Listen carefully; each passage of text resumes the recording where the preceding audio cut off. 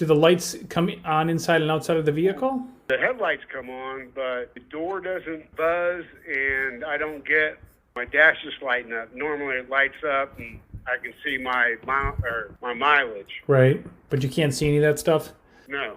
Have you checked for codes in the computer? What's that? Have you checked for diagnostic trouble codes? No, I don't have one. I'm in an RV park, and I can't move. So I'm getting some clicking every now and then. clicking usually indicates low voltage. Now, if the battery is good and it's fully charged, then the clicking could be coming from a relay. And relays only click one of two reasons. Either it's got low voltage going in, or it's getting told to turn off, and that's from a computer, and that's why it's clicking. So if the battery isn't the issue, battery voltages, It was at 13.9. when you try to start it, it doesn't click rapidly, does it?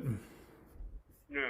Right now, it clicks, and it doesn't do anything. There's no lights on the dash, and then right now it's just clicking, the relay.